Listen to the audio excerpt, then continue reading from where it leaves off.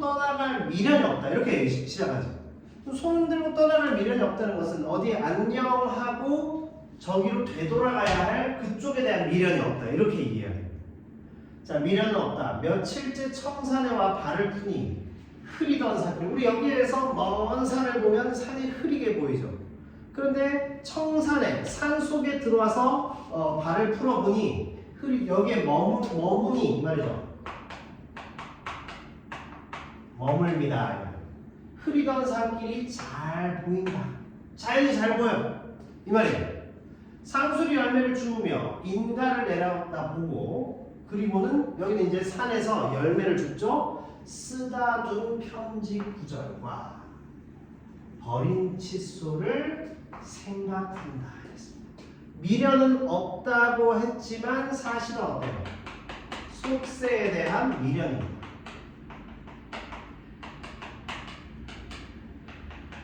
그죠? 내가 뭔가 거기 편지 쓰다가 남겨놓은 게 있어. 또 이빨 닦다가 쓰다가 이제 버린 칫솔을 생각한다. 특이한 시어죠? 자, 무슨 말일까요? 내가 아직까지 두고 온 것들에 대한 미련입니다.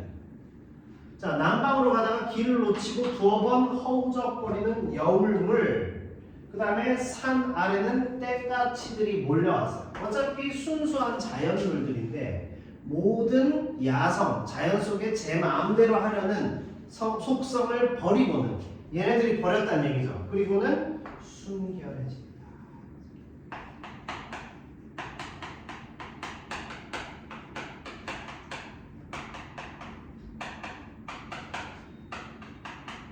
자연의 순결성을 발견한다. 다시 말하면 여울물과 떼까치들에게 나의 감정이나 정서를 이입한다는 거죠.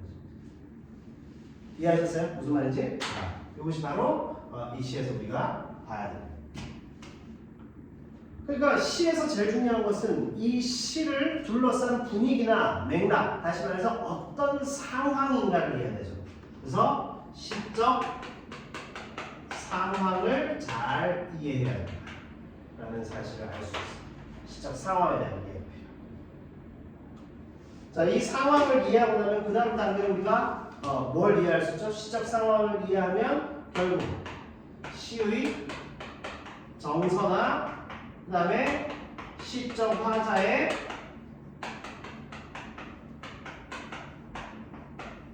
태도 같은 것을 알 수 있습니다. 자, 정서는 분위기죠. 그 속에서 느껴지는 감정과 분위기라. 자, 시적 화자의 태도는 어때요? 여기에서 이 화자가 가지고 있는 성찰적인 내면, 그 다음에 주제의식, 다시 말하면 추구하거나 이 사람이 뭔가 지향하는 게 있어.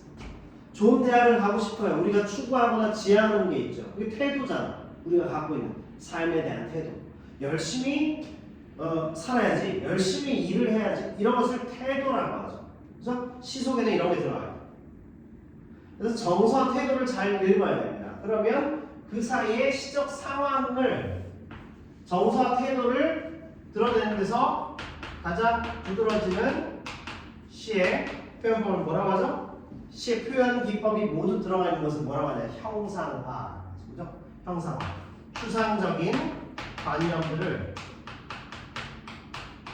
구체적인 사물로 만들어내는 것을 형상화라고 합니다. 그렇죠? 이게 바로 시예요. 그러니까 시는 전체적인 맥락, 흐름을 잘 이해해야 돼. 어떤 분위기와 어떤 정서를 형성하고 있느냐, 감정을 어떻게 형성하고 있느냐. 그거에 바탕을 두고 화자가 지금 어떤 태도, 대상을 향해서 어떤 태도를 가지고 있느냐. 이렇게 읽으셔야 한다는 얘기예요. 됐을까요? 자, 그 다음 보겠습니다.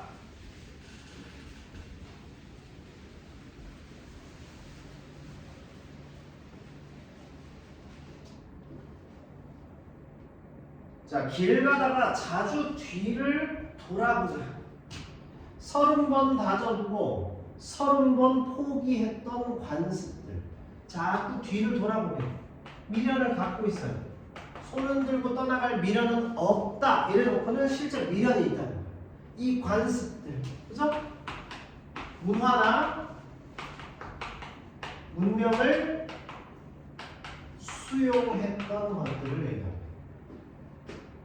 서쪽 마을을 바라보면 나무들의 잔순결처럼 가늘게 흩어지는 저녁 연기가 한 가정의 고민의 양식이다.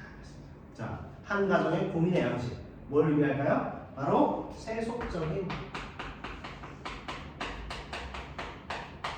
가치, 갈등, 걱정과 고민 이런 것들 있죠? 한 가정의 고민의 양식. 뭐 먹고 사는 것이 힘들다. 그러니까 경제가 좀 불안정하다. 이거에 대한 고민일 수도 있고 가족 중에 누가 아파. 그죠? 편찮으셔. 그러면 그 가족 구성원의 건강에 대해서 고민할 수도 있고 우리 아이가 지금 입시를 앞두고 있어. 그러면 잘 돼야 된다. 그죠? 혹은 내일 중요한 미팅이 있어. 그걸 잘 해야 될 텐데. 우리가 세상에서 살아갈 때 그런 고민들이 다 있지. 자, 그래서 고민의 양식으로 피어오르고 생목 울타리에 들거미줄 맨살 비비는 돌들과 함께 두었습니다. 자, 그래서 실로 이 세상을 알아보지 않은 것들. 실로 이 세상을 알아보지 않은 것들. 선생님이 지난 주말에 초등학교 2학년 올라가는 조카하고 5살짜리 그 자매가 이제 조카예요. 우리 집에서 자고 왔는데 그 애들을 이렇게 보니까 초등학교 2학년 올라가는 조카는 둘 다 딸인데 자매니까 초등학교 2학년 올라가는 조카는 뭘 보느냐? 흑백요리사를 봐요. 그 이해한다는 거야. 이미 이 세상을 알아본 거야. 여러 가지로 세상 속에 여러 가지 경우의 수를 경험해봤다는 거야. 5살짜리 아이는 그걸 틀어줘도 뭔지 몰라. 나한테 와서 장난쳐. 나는 그 5살짜리 아이하고 장난을 치면서 아는 힐링을 얻었어. 초등학교 2학년 올라가는 아이는 벌써 이제 이 세상을 겪기 시작하는 거야. 넌 아직 세상을 겪어보지 못한 아이는 순수하죠. 자, 함께 잠들고 싶다. 자, 태도가 나왔습니다. 화자의 태도 뭐죠?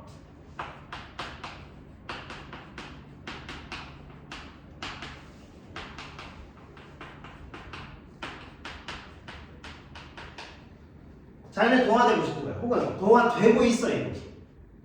그런 이야기예요. 이걸 잘 해석해야 돼요. 이 시 해석이 수학이나 영어 해석만큼 어려워 생각보다. 아시겠어요?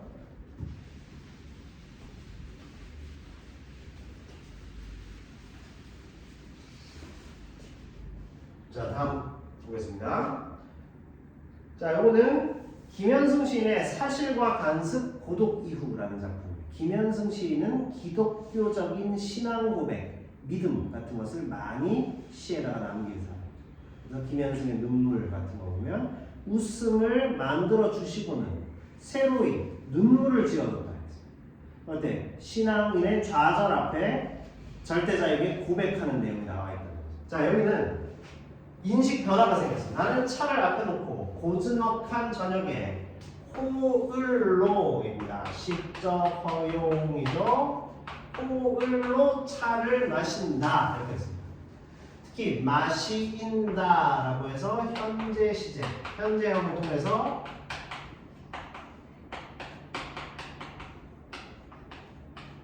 생동감도 주고 있다. 난 내 호을로 혼자서 마신다. 내가 좋아하는 차를 마신다. 근데 이것은 다만 사실을 뿜어냈습니다. 차의 짙은 향기와는 관계없이 물과 같이 담담한 사실일 뿐이다. 즉, 객관적으로 존재하는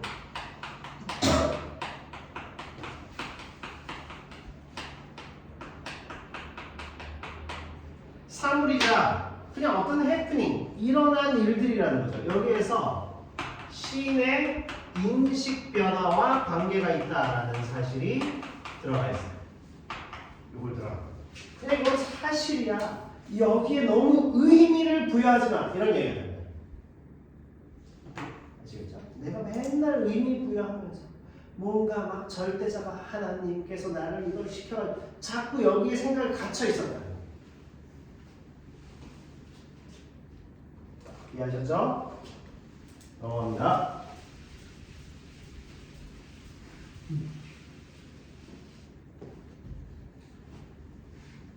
누구의 시킴을 받아 참새 한 마리가 땅에 떨어진 것도 아니고 누구의 손으로 들고 칼을 어여삐 가꾼 것도 아니다. 즉 참새, 새가 떨어진다. 혹은 들국화가 피어난다.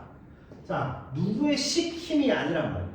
모든 것에 다 절대자의 신의 의지가 들어간 것은 아니고 이것은 그냥 자연의 법칙대로 운행되는 객관적으로 존재하는 사실들에 불과하다라는 거죠. 차를 마시는 것은 스스로 달갑고 가장 즐거울 뿐 스스로입니다. 그건 어때요? 주체적인 의지나 선택에 따라 나타난 행동에 불과하다 이런 이야기. 그래서 다만 사실이며 또 관습이다. 관습이라는 것은 어때요? 오랫동안 이어졌다. 그냥 습관적으로 내가 하는 행위지 여기에 무슨 의미가 대단히 들어있을 리가 없다.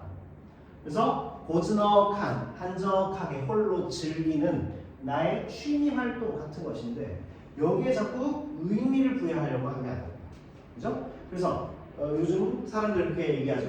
규정하지 마. 나는 그렇게 딱 규정을 우리가 넌 뭐 MBTI 같은 걸로 너는 인프피야, 뭐 ISTJ야 이렇게 얘기했을 때 그걸로만 딱 규정할 수 있어? J도 어떨 때는 슬픈 영화 보면서 눈물 흘릴 수 있죠. T도 어떨 때는 상대에 대해서 공감하고 집에서 키우는 개나 고양이 너무 예뻐하고 할 수 있어. 근데 그걸 자꾸 규정해버려. 그런데 그렇게 규정하지 말고 이건 그냥 일어난 현실 이렇게 본다는 거예요. 그래서 객관적인 시각을 유지하려는 그런 태도가 들어있다. 물은 물에게 물일 뿐, 속은 물일 뿐, 남은 10년을 더 살든지 죽든지. 그러니까 어때요? 어차피 사실에는 변함이 없다. 나에게도 나는 나일 뿐이야. 일단 나는 나야. 나라는 실체를 인식하는 거야. 근데 나에게 나를 자꾸 신이라든지 절대자라든지 다른 거에 자꾸 연결 지으려는 지나간 태도를 반성 내지는 인식의 변화가 들어간다. 자, 이렇게 볼 수 있다는 거예요. 됐죠? 사실에는 변화가 없다. 자, 그 다음에 이 짙은 향기와는 관계도 없이 차를 마시는 사실과 관습은 내가 아는 내게 대한 모든 것이다. 그리고 모든 것에 대한 모든 것도 된다 했습니다. 자, 이 사실과 관습은 내게 대한 모든 것. 그러니까 관계없이 그저 독립적으로 존재하는 사실은 사실대로 이해하겠다. 아시겠죠? 신앙의 영역에 있는 것은 신앙으로 이해하겠다. 따로 구분해서 본다. 모든 것에 대한 모든 것입니다. 그런 것들요. 특수한 상황도 어차피 특수한 하나의 별개 사실이고 보편적인 모든 사실도 결국 그것은 사실일 뿐 독립적으로 존재하는 것이다. 이 얘기입니다. 그래서 요거는 34번 문제를 보면 아주 잘 이해할 수 있어요. 자, 자연과 절대자는 각각 인간에게 안식을 주거나 인간과 세계를 규정하는 중요한 준거로 인식해야 한다. 자, 자꾸 기준에 비추어서 뭔가를 규정하는 거예요. 자, 가는 세속의 일상을 떠나 자연에 들어오는 화자가 자연에 동화되어가는 과정. 이게 나왔죠. 자, 그 다음에 나는 어때요? 자신과 세계 인식의 준거였던 절대자의 관계를 회위했다. 모든 것이 절대자의 섭리와 의지 때문에 이루어졌다. 이렇게 생각했다. 그래서 그게 아니라는 사실을 알고 있어요. 그래서 경험한 사실에 기초하여 존재를 인식하겠다라고 하는 태도 변화. 인식의 변화를 바탕으로 태도의 변화가 나타났다. 나에 대한 모든 것은 나에 대한 사실이요. 모든 것에 대한 모든 것도 결국은 사실인데 이걸 너무나 이런 준거에 비추어서 생각하려고 했던 것은 아니다. 이런 것에 대한 태도의 반성이라고. 34번 다 맞았어요? 몇 번 했어? 네? 못 풀었어요? 자, 34번 1번 쓰다 둔 편지 구절과 버린 칫솔을 생각한다. 이 말은 자연에 온전히 동화되지 못했죠, 현재. 그치? 미련을 갖고 있다. 자, 두 번째, 차를 마시는 행위가 내가 아는 내게 대한 모든 것, 모든 것에 대한 모든 것으로 확장합니다. 이것은 경험적 사실을 나와 모든 존재들에 대한 인식의 유일한 근거로 삼겠다. 방금 보기에 나왔죠. 그죠? 자, 3번. 발을 푸니 잘 보인다. 이것은 자연에 친숙해지는 심리상태. 맞죠? 발을 푸니까 흐리게 보였던 먼 산들이 들어와 보니까 잘 보인다. 자, 그 다음에 남은 10년을 더 살든지 죽든지 절대자에 대해 회의하고 현실에 얽매이지 않겠다. 이게 아니죠. 회의하면서 뭘까요? 현실을 있는 그대로.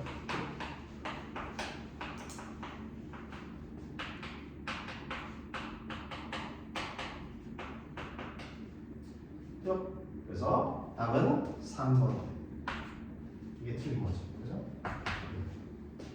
X 해놨네. 자, 4번. 여울과 떼카치들에게는 애는 자연에 들어와서 느끼는 화자의 심리가 투사되어 있어. 거기에다가 감정이입을 해야 돼. 순결하구나, 순수하구나. 자, 참새의 떨어짐이 누구에 의한 것이 아니다. 라면서 절대자와의 관계에 대해서 회의합니다. 자, 5번입니다. 가의 이 세상을 알아보지 않은 것들과 함께는 뭐냐 하면 바로 자연에 동화되려는 태도. 나의 물은 물일 뿐입니다. 경험적 사실로만 대상을 인식하겠다. 맞죠? 이해하셨어요? 자, 이렇게 해서 다 맞았어? 10? 네, 뭐 틀렸어? 30. 2번. 자, 32번 보겠습니다. 32번. A, B에 대한 이해로 가장 적절한 것은. 자, A 관습들. 그 다음에 B 관습. 이랬습니다. 몇 번 했어요? 5번. 자, 5번. A는 사물들을 내려다보아 촉발된 것이라는 점에서 자기 연민의 성격이 있습니다. 자, A는 뭐죠? 세속적인 가치예요. 자기 연민, 내가 너무 불쌍해. 이게 아니죠. 그 다음에 B는 달갑고 좋아하는 것이라는 점에서 자기 위안적이다. 자기 위안적이다? 뭐 맞을 수도 있는데 내가 그냥 스스로 계속 행해왔던 습관 같은 이야기를 하고 있다. 그죠? 답이 4번이죠. 내면의 갈등.